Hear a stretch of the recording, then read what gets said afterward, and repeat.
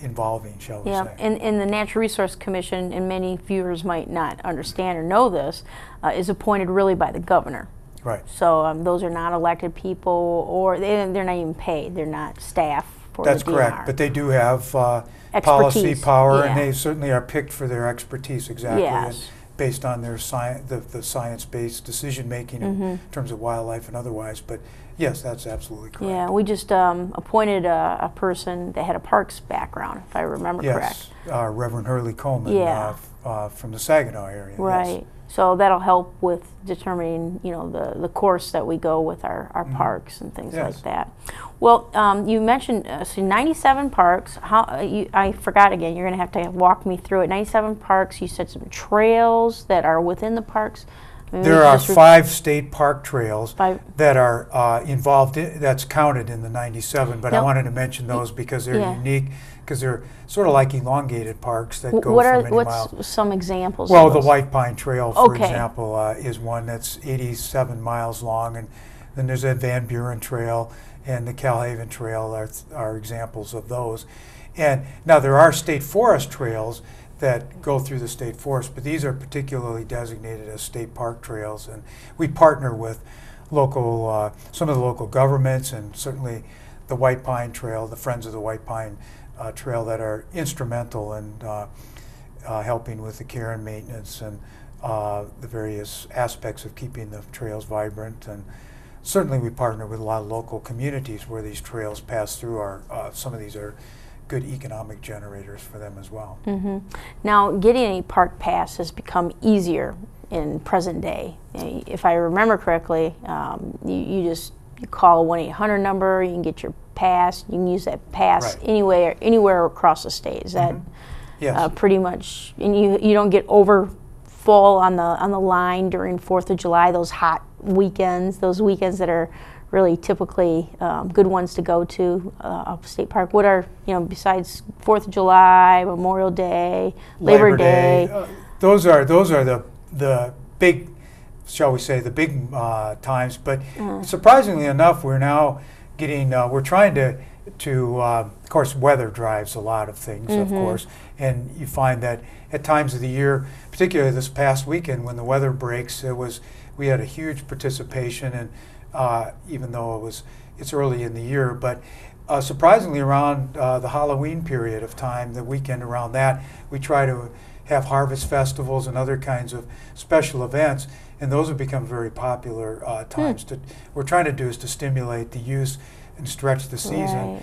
because, as you know, we're revenue based, and we're trying to get more people to come and use the park facilities, camp and otherwise, and stretch that season out. But pretty much, those 3 major holiday periods, and in the core month of July, and certainly the latter part of June after school is out.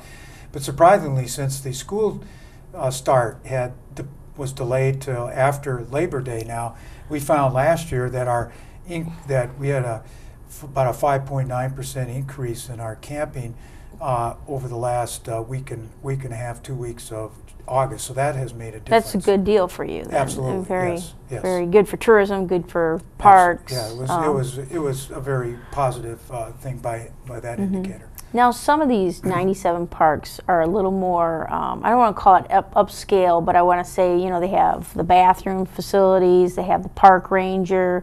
What makes some parks that are owned by the DNR different than others, where I just, have a pass and I just go, no one's there to check me, I guess? Well, excuse me, the parks that have many of the amenities, some certainly have visitor centers, some have very substantial campgrounds, some have unique amenities. You mentioned lighthouses earlier and things like that.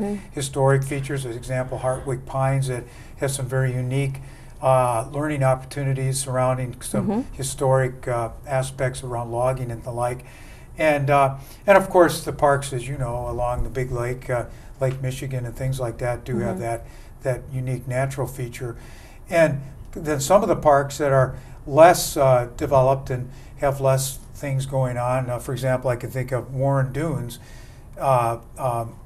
Woods, that's south of Warren Dunes, is a very nice wooded area, but it's there's no camping. It's a beautiful wooded area and a stream, but it's by its own design. It's much more laid back. It's kind of on the other end of the spectrum, where in Warren Dunes can have as many as 30,000 people there in a day, as much as a substantial sized city in the state of Michigan on any given Saturday during the summer. So it's a huge dichotomy. So yeah, there's no real reason why you might have a park ranger at one and not at some of the. Well, we usually do that is because of obviously where the more use is, we tend to have staff there to enforce rules and regulations, greet and meet the public, but also to ensure that the people are paying their daily entry fees, which is important to us, as well as enforcing the motor vehicle permits, so that it's fair and balanced for everybody. Where in some of the other much less used areas, we still patrol them, but not as much because of the obvious use patterns that go on. Sure. So the usage goes up and down, and thus your funding must go up and down a little bit.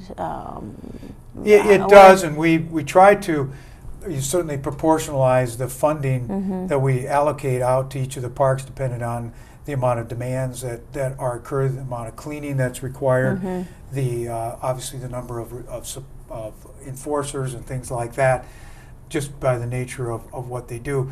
But we're totally revenue dependent, and that requires us to be very, we've been very much trying, at least in the last couple of years, to be very entrepreneurish and base things on a business model and try to be responsive in that fashion and make sure that the places that are heavily used and that get enough resources to make sure that people that come and pay their money do expect that. But some have good infrastructure, and some we have to work hard at kind of polishing up old things that are pretty much worn out, but we make do with best we can until we're able to do some improvements. So how much is a park pass?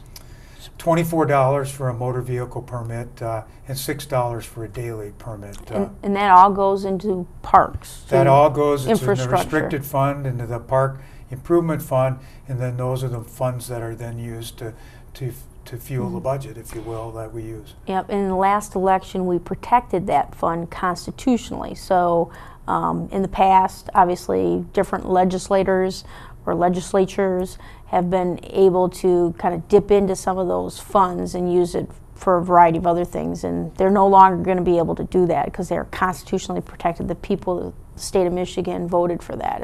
That is correct. And that was a pretty big deal then. Oh yes, and that includes, of course, in our area, the Waterways Fund as well.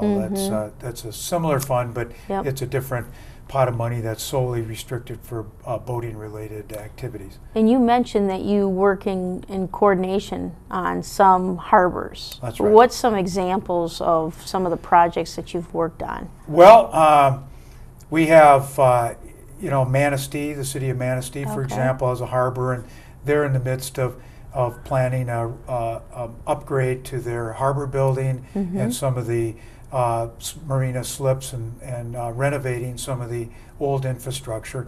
So what they will do is put up 50%, and we will put up 50% of the match for the infrastructure repair, and that's basically how it works in terms of the funding. Let's just review so everybody knows the money that goes into the water fund or waterways fund that comes from boating, really registration with boats. And a percent of the gas tax is in the law, and so that funnels into the waterway fund. So what's an average boating pass? Well, the boating pass is similar to the park pass in terms of its cost. Not very high then. No. I mean, we're talking minimal amount of dollars to recreate. That enables people to launch boats, and then people can at the state harbors. Now these are the 16 harbors of refuge. Some of those facilities you can stay overnight, and you can book through the camping reservation system, and then certainly the many of the state harbors, the grant and aid harbors, these communities do similarly, where they will allow people to have either seasonal moorings or daily overnights for people to stay. And that varies depending on the location and so forth.